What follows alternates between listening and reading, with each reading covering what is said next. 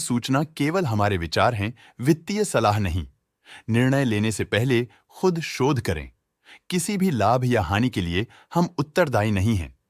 आज हम देख रहे हैं मिंद कॉर्पोरेशन लिमिटेड के 2024-25 Q3 की consolidated financial performance. Starting with the sales, पिछले क्वार्टर से सेल्स में -3% का डिक्रीज हुआ है, मगर कंपनी ने पिछले साल के मुकाबले 7.5% का सेल्स इंक्रीज रिपोर्ट किया। Expenses -3% quarter on quarter decrease हो गए हैं, जो साल भर के 7% के राइज के साथ अलाइन करता है। एक्सपेंसेस में डिक्रीज अच्छा है, लेकिन सेल्स में डिक्रीज निराशा की बात है। ऑपरेटिंग प्रॉफिट, जो पिछले साल के कंपैरिजन में 10.5% अप हुआ है, quarter on quarter around -2% decrease हुआ है। Operating profit margin OPM annual basis पे 0% से इंक्रीज हुआ है और पिछले क्वार्टर के कंपैरिजन में 0% से इंक्रीज हुआ है। एक्सेप्शनल आइटम्स को ऐड करके अदर इनकम पिछले क्वार्टर के कंपैरिजन में -37.5% गिर गई, बावजूद इसकी ईयरली ग्रोथ लगभग 1.5 गुना हुई है। इंटरेस्ट एक्सपेंसेस पिछले क्वार्टर से 7.5% अप हुआ, लेकिन ईयर ओवर ईयर डिक्रीज -17% हुआ है।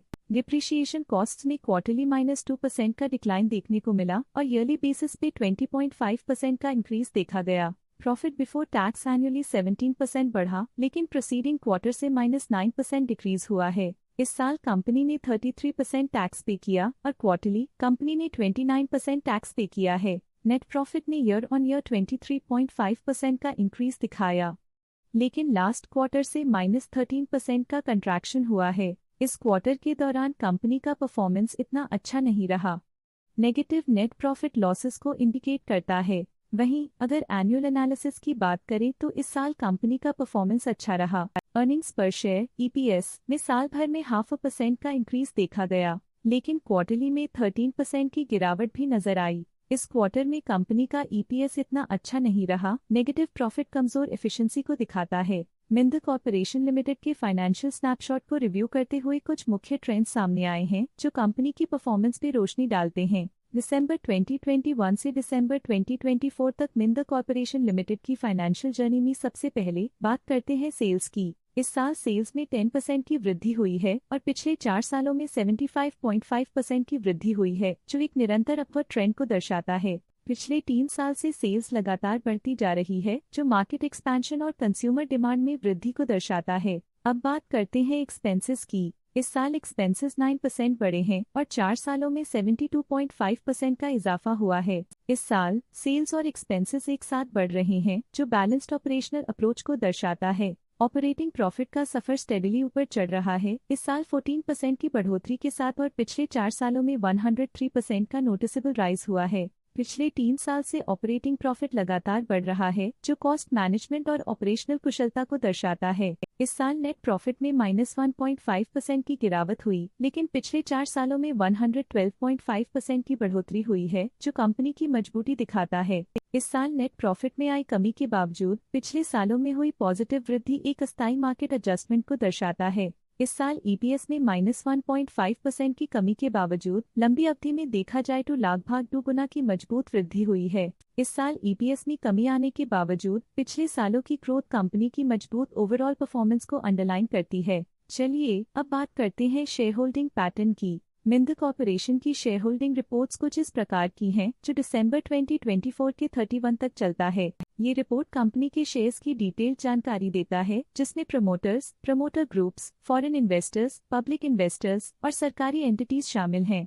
पब्लिक द्वारा हेल्ड शेयर्स का परसेंटेज 7.09% से इंक्रीज होकर 2024 के दिसंबर में 7.16% तक का इंक्रीज से देखा गया। ये चेंजेस स्टेट है कि पब्लिक की इन्वेस्टमेंट कंपनी में क्वार्टर टू क्वार्टर इंक्रीज हुई है। जब कंपनी के शेयर्स का अधिकतम हिस्सा प्रमोटर्स, FII, DII या गवर्नमेंट के पास होता है, तब ये माना जाता है कि कंपनी मजबूत हाथों में है, जो स्थिरता और मजबूत समर्थन को दर्शाता है और इस मार्केट की स्थिरता बनी रहती है। डोमेस्टिक इंस्टीट्यूशनल इन्वेस्टर के शेयर होल्डिंग में थोड़ा डिक्रीज आया 2024 के सितंबर से 2024 के दिसंबर में, जो दिखाता है कि डोमेस्टिक इंस्टीट्यूशंस ने अपने स्टेक को -0.44 से डिक्रीज किया है। FII, फॉरेन इंस्टीट्यूशनल इन्वेस्टर्स ने अपना शेयर होल्डिंग सितंबर 2024 में 7.62% से दिसंबर 2024 में 7.99% तक इंक्रीज किया। ये बताता है कि फॉरेन इंस्टीट्यूशंस ने कंपनी में अपना इंटरेस्ट 0.37% तक इंक्रीज किया है।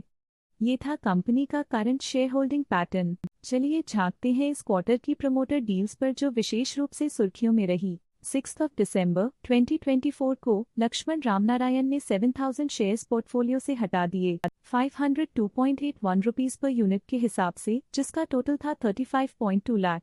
6 दिसंबर 2024 को लक्ष्मण रामनारायण ने 70,000 शेयर्स की बिक्री की 505.7 रुपीस पर यूनिट के हिसाब से, जिसका टोटल था 3.5 करोड़। आशा है कि ये प्रमोटर डील्स के इनसाइट्स आपको स्टॉक मार्केट समझने में मदद करेंगी। अब नजर डालते हैं मिंद कॉर्पोरेशन के स्टॉक रिकमेंडेशन पे।